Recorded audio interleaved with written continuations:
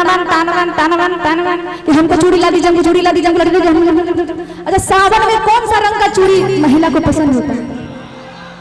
लाल, हरा। वाह, आप लोग को पता है, आप लोग अच्छे पति हैं, अपने भी ताली बजाइए। हाँ तो जीजा जी और दीदी में झगड़ा हो रहा है, आज झगड़ा हो रहा है तो हम सोचे कि झगड़ा शांत नहीं करना चाहिए, काहे ने बीच में जाके हम बोले कि नहीं हमको भी घुरा के ले चलिए। हाँ तो देखिए अब हम आए और क्या कर रहे हैं कि हमरो घुमाई दी है जीजा, हम हो मन पाती ना, नो कंप्रोमाइज, घुमाना पड़ेगा कि हमरो घुमाई दी है जीजा, हम हो मन पाती। अब दीदी लगी हमें फूला के बैठ गई है, हमको इस बार देने पड़ेगा। अब वो बोल रहा है कि सुनो ना खाली आज भर रुक जाओ, कल मेरा पैसा आ जाएगा।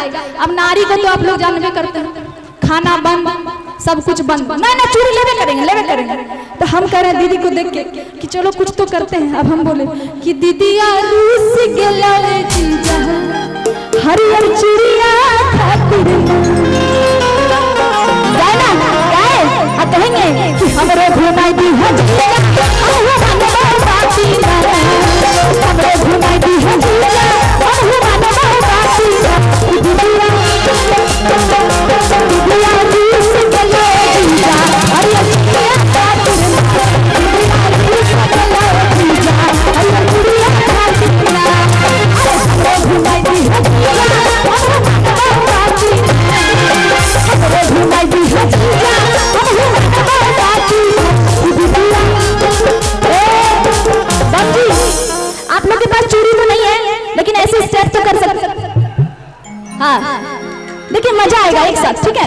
हाँ चलिए कि दीदिया रूस गेला जीजा, कि हरियर चूड़िया, अब मिलकर कि दीदिया रूस गेला जीजा, हरियर चूड़िया खातिर, दीदिया रूस गेला जीजा, हरियर चूड़िया खातिर, अरे हमरे घुमाई दी है जीजा, हम हो मन पाती ना, हमरे घुमाई दी है जीजा, हम हो मन पाती ना।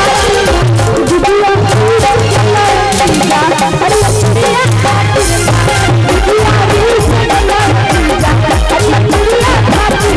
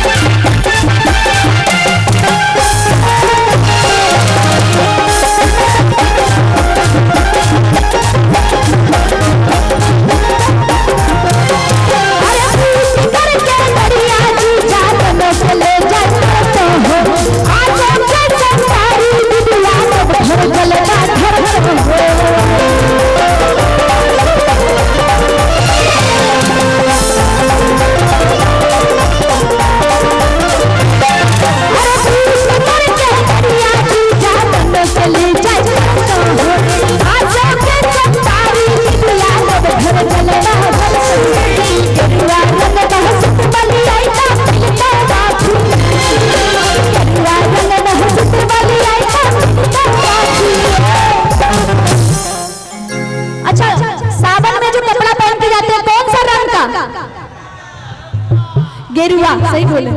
अच्छा तो मेरे जीजा जी तो कंजूस है, जो मेरा दीदी को सूट नहीं दिलवा रहा है तो हमको क्या दिलवाएगा? अच्छा इसमें से कोई मेरे जीजा जी बन सकते हैं क्या? वाह, दोसर जगह तो हाथ में उठावे सोचे खर्चा हो जाते, एगो तो आके उधर बोले कि सही में खर्चा करवाइएगा क्या? सही में दूसरे स्टेज पे बोले कि सही में खर्चा करवाइएगा क्या?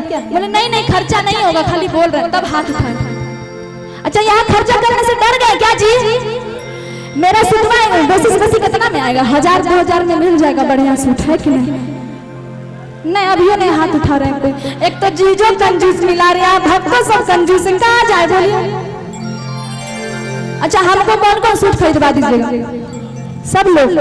अरे कितने अच्छे भक्त सब हैं। देखिए अभी आप लोग को डांस करना, देखिए कैमरा आपकी तरफ घुमा है, करिएगा ना डांस और कहेंगे कि गेरुआ रंग बहसत वाली आई ना मिलता माथी, गेरुआ रंग बहसत वाली आई ना मिलता माथी। बम जी को कंपटीशन करना है, ठीक है? कमर घुमा घुमा के नीचे बैठना है, फिर ऊपर उठना है। देखते हैं कौन पास होते हैं। पहले एक बार मैं करके दिखाती हूँ, ठीक है? कि दीदिया, चलिए अब आप लोग कोशिश कीजिए कि दीदिया, एक बार जीजा जी हम मेरा बने ना वही नीमन प्रैक्टिस की यार, सब शर्मा गया। एक बार फिर से कि दीदिया, आप नहीं चल के कि दीदिया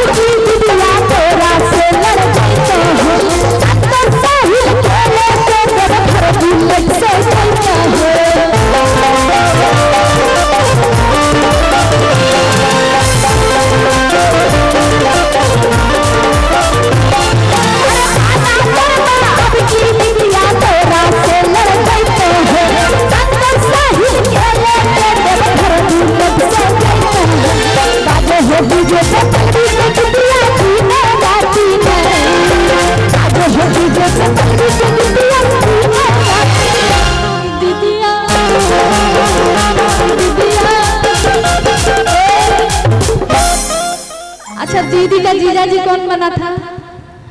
भाग्य। देखे बिना कंजूस मतलब कैसा कैसा जीजा जी, कर्म में सब कंजूस से लिखा है। अब देखिए दीदी रो रही है, अभी तक चुप नहीं हुई है। दीदी है कहाँ? समझ जाइए कि यहाँ दीदी है। उन्हें उस सब का दीदी हम है, उन्हें देख ले। हाँ कहेंगे कि दीदी यहाँ रूस के लवे जीजा, हर